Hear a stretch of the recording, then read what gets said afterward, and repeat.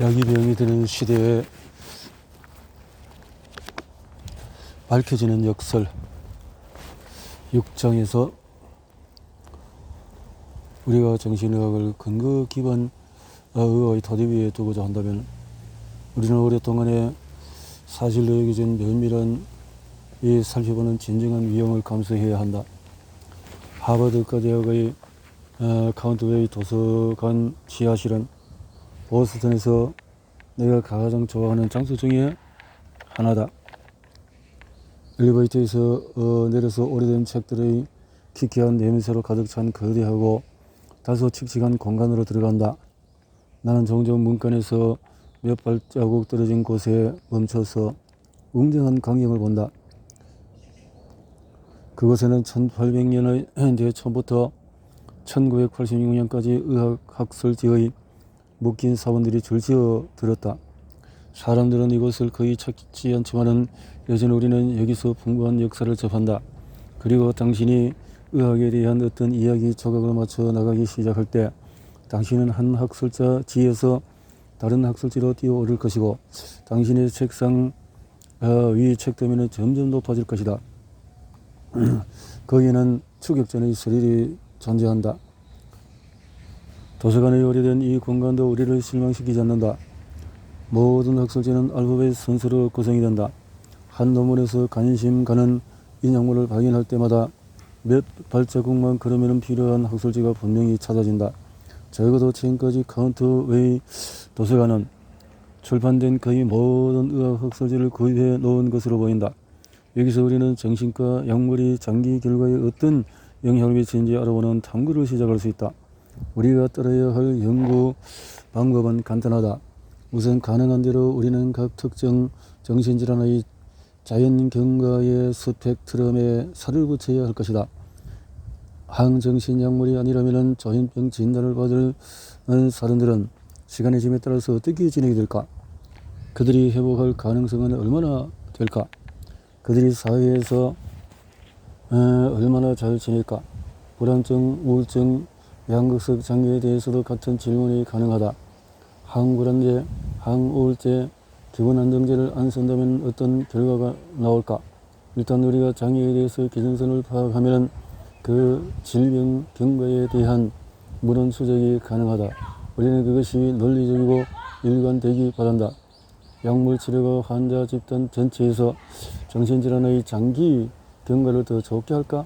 아니면 나쁘게 할까? 정신양리학 혁명을 일으킨 약물이 클로르브로마진이었기에 조현병의 결과를 먼저 살핌이 적절해 보인다. 조현병의 결과를 살핌이 적절해 보인다.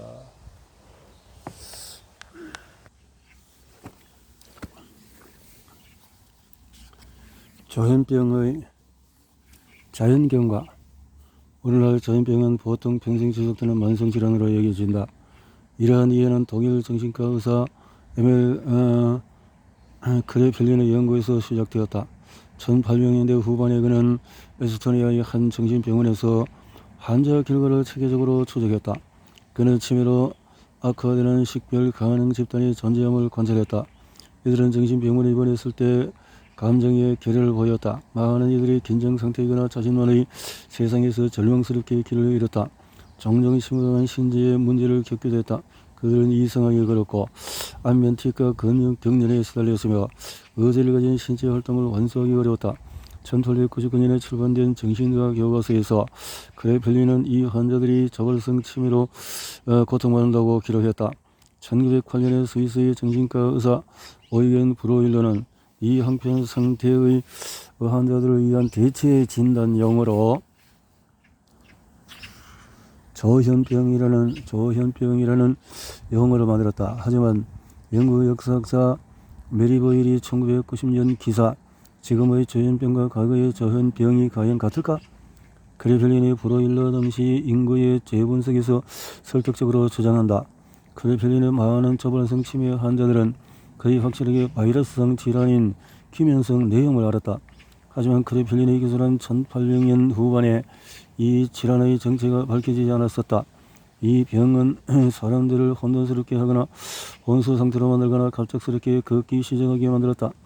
오스트리아 신경과 의사 콘스탄틴 폰 에코노모가 1917년에 김현성 뇌염에 대해서 기술한 후에 이 질환에 걸렸다고 여기진 환자들은 더 이상 조현병 환자군의 일부가 아니었다. 이후에 김현성 뇌염 환자군은 크레펠린의 조발성 치매 환자군과는 상당히 달랐다. 보일은 접근이 어려운 환자, 정신이 혼미한 긴장증 환자, 지적 능력이 저하된 환자 같은 유행의 조현병 환자는 상당수 사라졌다. 고 기술한다. 그 결과 1920년대와 1930년대에 걸쳐 정신과 교과가 있어 조현병에 대한 기술이 바뀐다.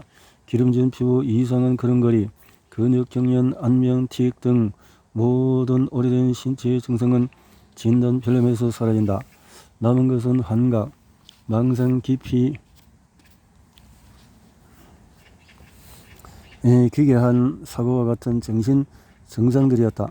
보일은 진단은 크레펠린의 조현병 진단과 약간의 그리고 아마도 파면적인 유사성을 가진 인구에 적용될 때까지 점점 서서히 변화한다. 이제 우리는 다음과 같이 질문해야 한다. 조현병 환자 집단의 자연경과 스펙트럼은 어떻게 될까? 아쉽게도 우리는 여기서 두 번째 문제에 부딪힌다. 1900년부터 2차 세계대전이 끝날 때까지 미국에서는 정신질환에 대한 우생학 관점이 상당히 인기를 끌었고 사회철학은 그 이후에 과정에 극적으로 영향을 미쳤다. 우생학자들은 정신환자들이 자녀를 낳고 나쁜 유전자를 퍼뜨리는 것을 막기 위해 병원에 격리되어야 한다고 주장했다. 목표는 그들을 수용소에 가두는 것이었고 1923년 사설은 결론을 내린다.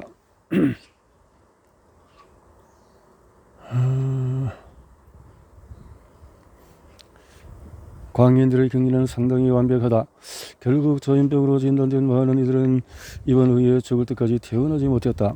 하지만 이러한 사회정책이 결과 자료로 잘못 인식되었다. 조현병 환자들이 병원에서 퇴원하지 못했다는 사실은 이 질병이 만성화하고 절망적인 질병이라는 증거로 여겨졌다. 그러나 2차 세계대전 이후에 우생학의 평판이 나빠졌다. 이것은 히틀러와 나치 독일이 받아들인 발극 과학이었다. 알버트 도이치가 미국 정신병원의 열악한 상태를 포로수용의 소에 비유한 후에 여러 주들이 지역사회에서의 정신질환자 치료에 대해서 논의하기 시작했다. 사회정책이 바뀌고 퇴원율이 치솟았다. 그 결과 우리는 1946년부터 54년 사이에 새롭게 진단된 조현병 환자들이 어떻게 지냈는지 파악 가능하고 클로르프로마진 도입 전까지 조현병의 자연 결과에 대한 감각을 확보하게 된다. 데이터는 다음과 같다. 미국 국립정신건강연구소 실시연구에서는 1946년부터 50년 사이에 펜실베니아주 워런 주립병원에 입원한 초벌정신 환자의 62%가 12개월 내에 퇴원했다. 3년 뒤에는 73%가 퇴원한다. 델라웨어 주립병원에서 1948년부터 50년까지 입원한 조현병 환자 216명 연구에서도 비슷한 결과가 나왔다. 85%는 5년 안에 퇴원했으며 최초 입원 후에 6년 이상 지난 1956년 1월 1일 당시에 70%가 지역사회에서 성공적인 생활을 유지한다. 하면 뉴욕 힐사이드 병원에서 1950년에 퇴원한 조현병 환자 87명을 추적한 결과 절반 이상이 향후 4년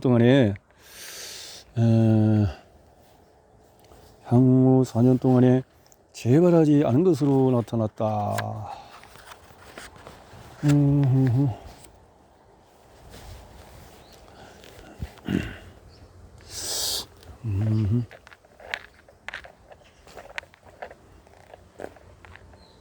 이 기간에 조현병이 좀 더 좁게 정리된 영국의 치료 결과 연구도 비슷하게 고무적인 전망을 보인다. 환자 33%는 완전한 회복을 누렸고 20%는 스스로 챙기며 독립생활이 가능한 사회적 회복을 누렸다. 이 연구들은 그 당시 조현병 치료 결과에 대해서 다소 놀라운 관점을 제시한다. 통념에 따르면 조현병 환자들이 지역사회에서 살도록 만드는 것은 클로르프로마진이었다. 그러나 우리가 발견한 것은 1940년대 후반과 1950년대 초반에 초발 조현병으로 입원한 대다수가 첫 12개월 안에 지역사회로 돌아갈 정도로 회복되었다는 사실이다. 3년이 지나자 환자의 75%에 의해서 이것은 진실이었다. 지속입원이 필요한 경우는 20%에 불과했다. 게다가 지역사회로 돌아온 사람들은 아직 쉼터나 그룹 홈이 지역사회에 없을 때이므로 그런 시설에서 살지 않았다. 생활보조금과 사회보장장애연금 프로그램이 아직 수립되지 않았기에 연방장애 수당도 받지 못했다. 병원 퇴원자 대부분은 가족에게로 돌아갔고 사회복귀 데이트로 판단해봐도 일하는 사람이 많았다. 대체로 전쟁 후에 조현병 진단을 받은 사람들은 더 좋아지고 지역사회에서 꽤 잘 활동할 것으로 기대될 이유가 존재했다. 클로로프로마진의 등장이 1950년대 초발 조현병 환자들의 퇴원을 개선하지도 못했고 만성 조현병 환자의 퇴원을 촉진하지도 못했다는 점에 주목해야 한다. 1961년 캘리포니아 정신위생국은 1956년 입원한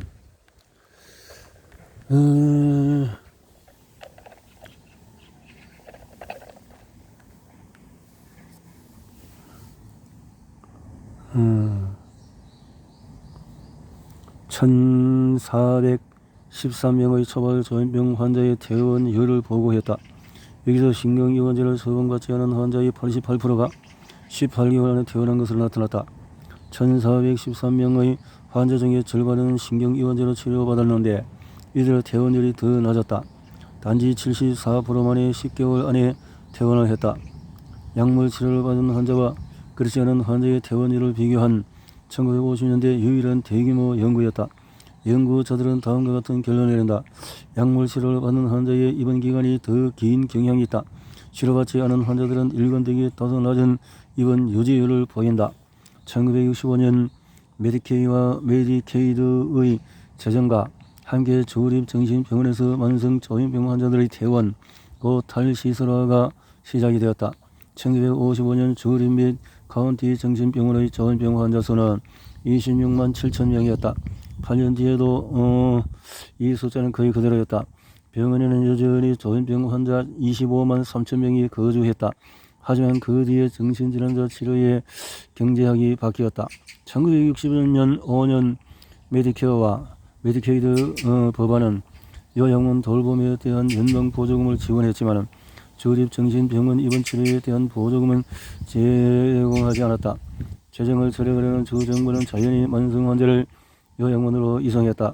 이는 클로로프로마진이 소개된 1955년이 아니라 조립정신병원인 인구조사가 눈에 띄게 감소하기 시작한 때였다.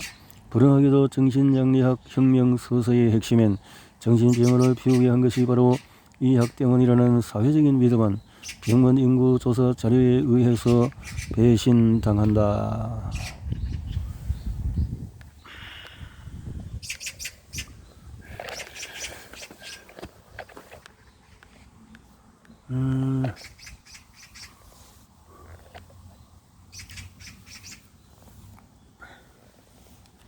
배신당한다.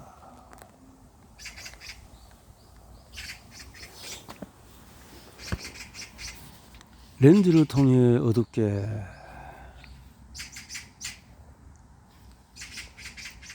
렌즈 다클리 스트로 1955년 당시 미국의 제약회사들은 신약의 효과에 대해서 미국 식약청의 증명을 요구받지 않았다. 따라서 클로로프로마진과 시장에 출시되는 다른 경이로운 신약의 장점 평가는 NIMH에서 맡게 되었다. NIMH는 1956년 9월에 정신과 약물 전체에 대한 질문을 신중하게 고려하자는 회의를 조직했다. 회의에서는 대화와 결국 아주 특정한 질문에 초점을 두었다. 어떻게 정신노래가 그 당시 전염병의학에서 가치를 인정받은 과학적인 도구인 위약, 대저 이중맹금 무작위 임상실험에 적응 가능한가? 많은 불안자들이 지적했듯이 이 도구는 정신과 약물의 치료 성과를 판단하는 데 적합하지 않았다. 어떻게 신경이완제 연구가 이중맹금이 되어 버리는가? 정신과에서는 누가 약을 복용하는지 그렇지 않은지를 빠르게 알아차린다. 클로로프로마진을 복용하는 환자 자신도 자기가 그 약을 받은 것을 안다. 그리고 진단할 문제가 존재한다. 실험의 무작위로 배정된 환자가 실제 전병을 앓는지 연구원이 어떻게 하는가? 정신질환의 진단 범위는 계속해서 변한다. 마찬가지로 문제되는 것은 무엇이 좋은 결과를 정의하는가였다. 정신과 의사와 병동 직원은 사회에서 더 수용 가능한 약물 유발 행동 변화를 환자에게 바라겠지만 그것이 환자에게 궁극적인 이익이 되지 않는다고 한 강연자는 말한다. 결과는 어떻게 측정 가능한가? 알려진 질병에 대한 약물 연구에서 사망률이나 실험 결과는 치료가 효과적인지 대한 객관적인 척도가 될 것이다. 예를 들어서 결핵약물이 효과적인지 평가하기 위해서 폐허 방사선 촬영으로 질병 유발 세균이 사라졌는지를 본다. 조현병 약물 임상 시험에서 측정 가능한 종료점은 무엇일까? NIMH 의사 에드워즈 에바츠는 다음과 같이 지적한다. 문제는 환자를 좋게 만드는 것 외에는 조현병 치료의 목표가 명확하게 정의되지 않았다는 점이다. 이 모든 질문들은 정신의학을 괴롭혔지만 NIH는 이 회의 후에 신경이 완제 실험 계획을 세웠다. 역사의 압박은 너무나 컸다.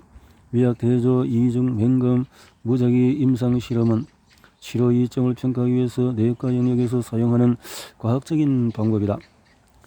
의회는 정신의학을 보다 현대적이고 과학적인 학문으로 변화시키리라는 기대를 갖고 NIH를 만들었다. 정신의학이 이 도구를 채택하면 목표를 향해 나아간다는 점을 증명하는 것이다.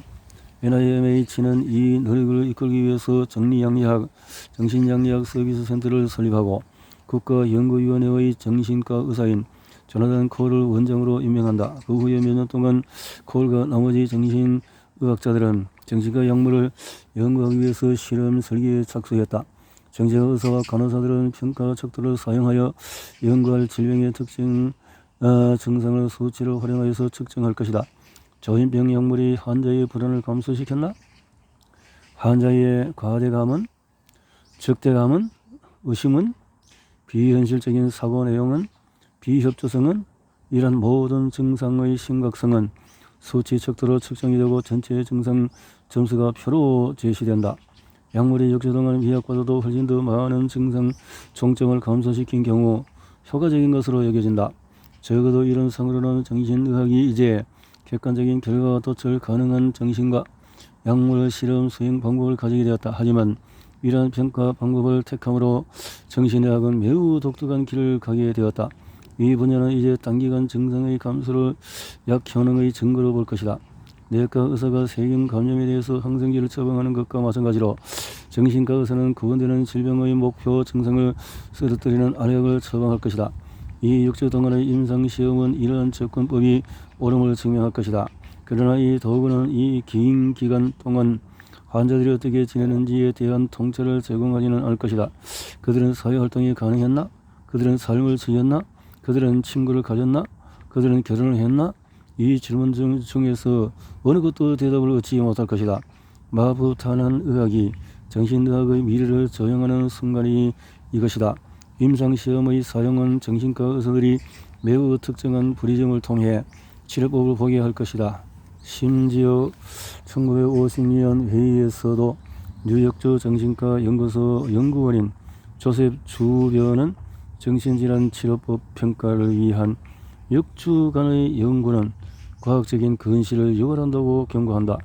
2에서 5년 추적 연구하지 않은 채 특정 치료법에 대해서 분명한 이점을 주장하는 것은 무모하다. 2년 추적 관찰은 장기 효과를 살피기 위한 최소한의 기간으로 보인다.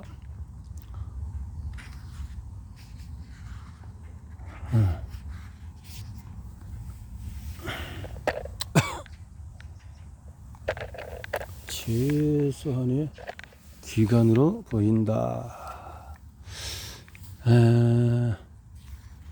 신경이완제 사례는 정신양리학 서비스센터는 1961년 신경이완제에 대해서 9개 병원에서 연구를 시작했으며 이는 오늘날 정신과 약물에 대해서 근거 기본 역할을 하는 과학적인 저술의 시작을 드러내는 연구다. 6주 동안의 임상시험에서 270명의 환자에게 클로로프로마진 또는 다른 신경이완제를 투여했고 나머지 74명에게 위약을 투여했다. 신경의완제는 위약보다도 비현실적인 사고, 불안, 의심, 환각 등 일부 표적 증상을 줄이는 데 도움이 되었기에 평가 척도 누적 점수에 따르면 효과적이었다. 게다가 이 연구에 참여한 정신과 의사들은 약물 치료를 받은 환자의 75%가 훨씬 나아졌다. 혹은 매우 많이 개선되었다고 판단했다. 위약 투약원에서 나아졌다고 보인 환자는 23%에 불과했다. 위약에서 그 후에 수백 건의 소규모 임상시험에서 비슷한 결과가 나왔다. 이 약들이 단기간에 위약보다도 증상을 더 잘 감소시킨다는 증거는 상당히 확고하다. 1977년 하버드 의과대학의 로스 발데사리니는 149건의 임상시험을 검토하여 83%에서 항정신병 약물이 위약보다 더 나은 효과를 보임을 발견했다. 이러한 임상시험에서 간편정신 상태 평정척도 검사가 흔히 사용되었으며 미국 정신의학계는 결국 BPRS 점수의 20% 감소가 약물에 대한 유의미한 임상 반응을 나타낸다고 결정한다.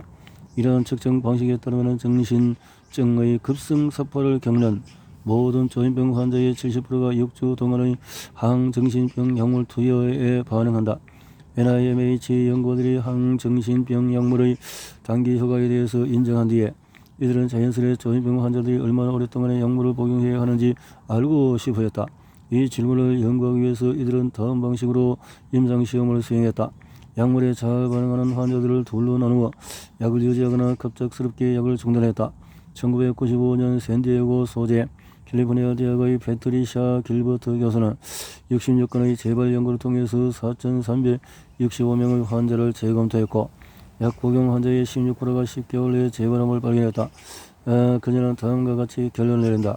이 약들의 정신병적인 재발 위험 감소 효과는 충분히 입증되었다. 이는 조현병에 대한 항정신병 약물 치료를 급성기 입원 치료 때와 장기간 관찰 모두에서 뒷받침하는 과학적인 증거다. 이에 관한 연구의 저명한 연구자 존 게데스가 2002년 뉴 잉글랜드 의학 학지에서 다음과 같이 기고한다. 항정신병 약물은 급성 정신병적인 증상을 치료하고 재발을 예방하는 데 효과적이다. 그럼에도 불구하고 많은 연구자들이 지적했듯이 이 근거에 기반은 취약한데 이는 앞서 주빈이 예측한 바로 그 취약성이다. 1995년 메릴랜드 의과대학의 리사 딕슨과 다른 정신의학자들은 고백한다. 비임상적인 결과에 대한 정형 항정신병 약물의 효능과 효과성은 거의 설명이 불가하다. 잘 설계된 장기 연구에는 거의 존재하지 않으므로 정형 항정신병 약물 치료의 긴 기간 동안의 영향은 불분명하다. 이러한 의심은 몬트리올 대학 정신과 교수 엠마누엘 스티비 저스란 2002년 유럽 정신의학회지의 예사롭지 않은 사설로 이어진다. 50년 동안의 신경이완제 복용 후에 우리는 다음의 단순한 질문에 대답 가능한가? 신경이완제가 조현병 치료에 효과적인가? 장기간을 고려하면 그 질문에 대한 분명한 증거는 존재하지 않는다.